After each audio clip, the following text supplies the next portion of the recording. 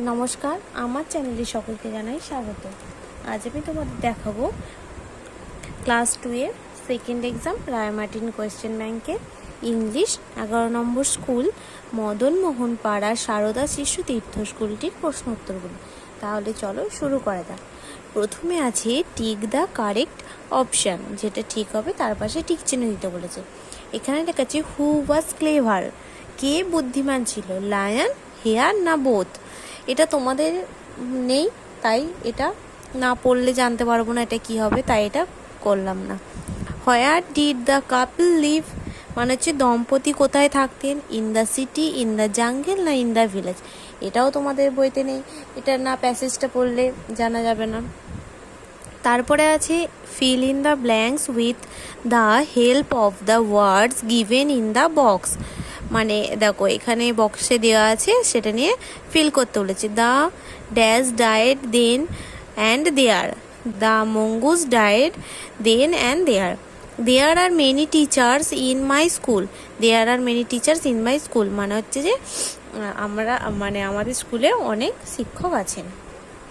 তারপর আছে answer the following question in complete sentence.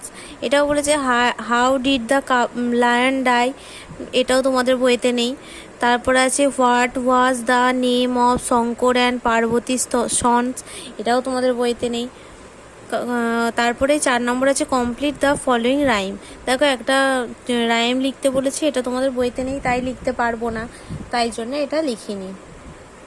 তারপরে বলেছে underline the verbs of the following sentence.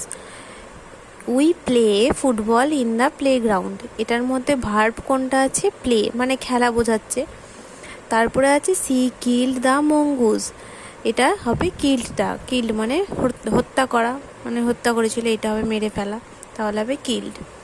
তারপর বলেছে make a meaningful sentence with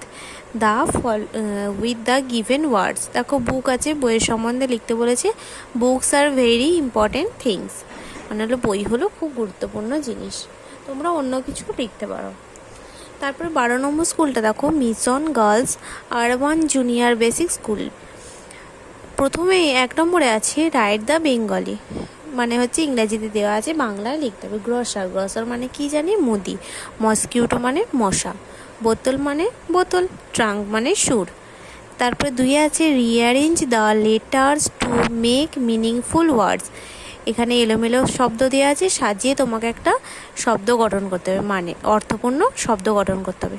এটা সাজিয়ে লিখলে হবে কম্পিউটার, এটা সাজিয়ে লিখলে হবে ট্রি, এটা সাজিয়ে লিখলে হবে ডান্সার, আর এটা সাজিয়ে লিখলে হবে ফ্লাওয়ার। তারপরে বলছি ট্রান্সলেট ইনটু ইংলিশ, মানে এখানে বাংলায় লেখা আছে, এটাকে ইংরেজিতে ট্রান্সলেট করতে হবে। লেখা আছে সে হয় একজন সেবিকা, সি ইজ এ নার্স, সে হয় একজন সেবিকা। তারপরে আছে আমার একটি পুতুল আছে, I have a doll, I have a doll. তারপর আছে টিক দ্য রাইট ওয়ান, যেটা সঠিক সেটাতে টিক চিহ্ন দিতে হবে। Insects are big small, insects are small. Birds eat grass না fruits, fruits, birds eat fruits মানে পাখি ফল খায়। দিজ আর না is leaves, these are leaves. Raju have না has a car, Raju has a কার।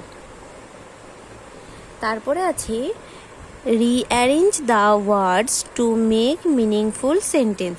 এখানে এলোমেলো করে দেওয়া আছে, এটাকে সাজিয়ে একটা অর্থপূর্ণ বাক্য তৈরি করতে হবে। প্রথমে আছে দি, তারপরে স্টার, ইজ, এ, সান, তাহলে এটাকে সাজিয়ে লিখলে হবে the sun is a star. তারপর আছে দিজ ডলস আর ফোর্স, তাহলে এটাকে সাজিয়ে লিখলে হবে দিজ আর 4 ডলস।